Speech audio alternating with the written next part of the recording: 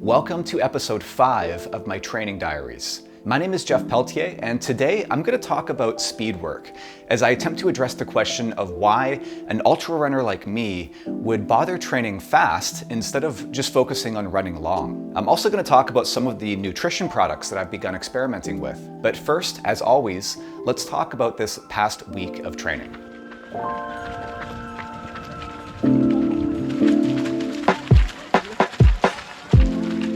As usual, Monday was a rest day, followed on Tuesday by an easy 75 minutes of running with my regular Tuesday night trail group. My legs actually felt pretty good despite last weekend's back-to-back long runs.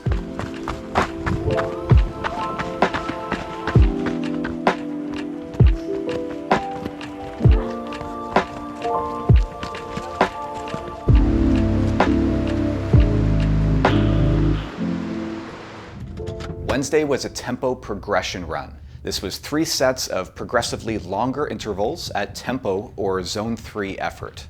So it's Wednesday today, and that means it's time for another speed work session. And I'm down here in Stanley Park, just on the edge of downtown Vancouver. And I've got a pretty meaty session to do today, starting with an 8-minute interval, then 15 minutes, and then 20 minutes at tempo effort, in what's called a tempo progression. But I'm gonna start first with a little warm up here on the seawall of about 15 minutes.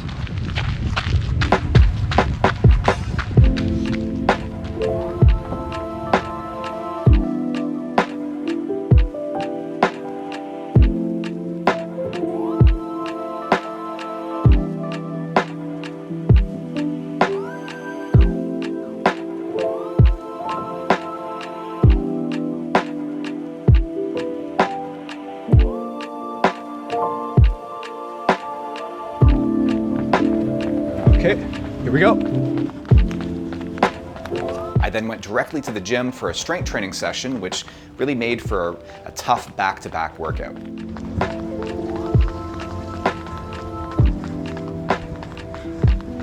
I was happy to then have Thursday as more of a recovery day with just 45 minutes of easy cross-training on the schedule, just enough to get the legs moving a little bit. So Audrey and I headed out for a short ride on our gravel bikes with our buddy Mike. Friday, I was back at the gym, followed by an easy run with some strides. Audrey and I then headed to one of our favorite local running stores to pick up some more protein powder and a bit of extra run nutrition for the weekend. I really like, this guy. These ones. Yeah, Canterbury.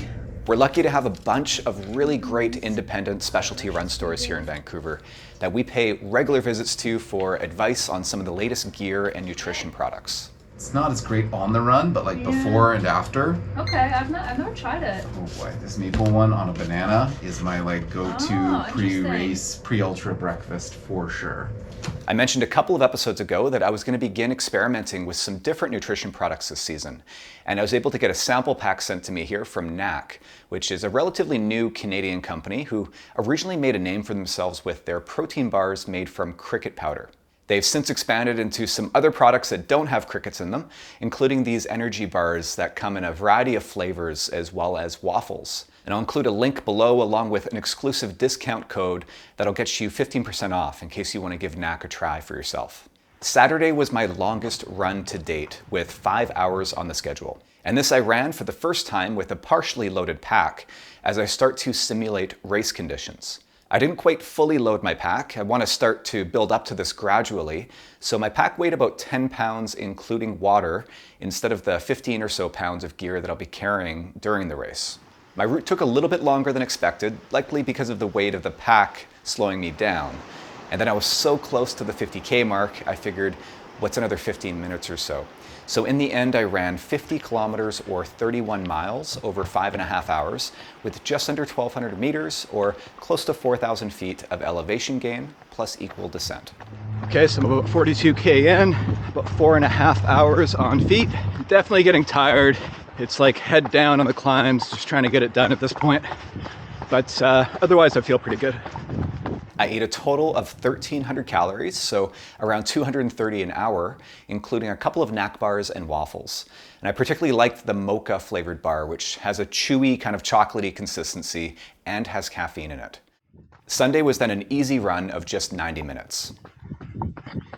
You've probably noticed a pattern to my training by now where I'm alternating between back-to-back long runs one weekend, followed by a single longer run the next weekend on the Saturday with a much shorter easy run the next day. These single long runs are eventually going to peak at 7 hours with a fully loaded pack, but fortunately I've got a few more weeks still to build up to that. So in total, last week I ran just shy of 100 kilometers or 62 miles with just over 1,900 meters of elevation gain or roughly 6,300 feet plus equal descent. And in case you've been curious about how Audrey's season has been going, here's a quick update from her as well. Some of you have been wondering what I've been up to, and well, I've been enjoying an extended backcountry ski season. Still lots of snow in the mountains, so I'm making the most of it. Running can wait.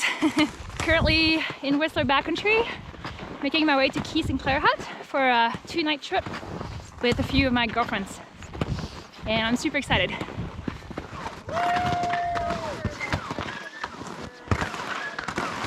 right. Hi. Where to next? The hut. The hut. Oh, I see the roof.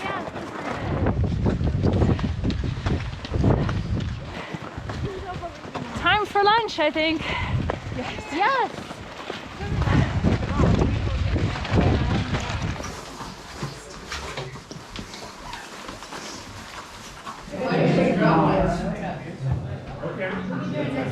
So it's Sunday morning. We're just about to leave the hut here.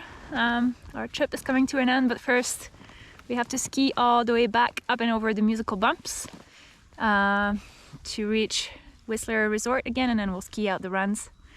We had a really nice day here at the hut. So what I really wanted to talk about in this video is why I would still bother doing speed work like tempo runs, even though I won't be running anywhere near that fast during my upcoming race. This goes back to something I've briefly touched on a few times, which is the idea of simulation versus stimulation. Simulation was my goal on Saturday, where I ran just over 5 hours at close to race pace with a loaded pack. But speed work, like with strength training, is all about stimulation. Here I'm trying to stimulate adaptations to make myself a faster and more efficient runner over shorter distances so that those longer runs then feel that much easier. Okay, that's the first interval down, the first 8 minutes. I've now got a 3-minute rest or a 3-minute recovery, doing some easy running, and I'll get right back into my next 15-minute interval. In something like a 100-mile race, we're all out there running at around, say, 60% effort. The question is 60% of what? And it's speed work that helps us raise the bar, essentially making the speed and efficiency at which we can run at 100% effort that much higher, thereby also raising the speed at which we can run at that 60% effort. Elite runners don't necessarily run harder during a race, they're just able to run faster with the same relative effort because they have better fitness and efficiency. And those gains come by training smarter with the right mix of simulation versus stimulation. Marathoners are typically taught to begin with volume and then layer speed on top as a race approaches. But for ultra running, I've always found it much more effective to focus on speed earlier on, and particularly in the off season, and then to gradually remove it as volume is added closer to a race, and especially as that fatigue builds. It just starts to become way too difficult to get the legs to turn over in order to reach the speeds necessary to do effective speed work, and it can lead to injury trying to run fast while that tired. One of these days I plan on making a series of videos around things like speed work and heart rate-based training, which is something I do have a fair bit of experience with, and that I'm also super interested in learning more about myself. So if there are any specific ideas or questions that you'd like me to address around this, let me know in the comments below. So this week is a bit of a recovery week for me, being the 4th week in a training block, with no big speed session on Wednesday, just an easy run with some strides, and an extra day off on Friday before heading into another back-to-back on the weekend. If you found this video helpful, give it a like, and of course subscribe to be notified of future episodes. And I will talk to you all next week.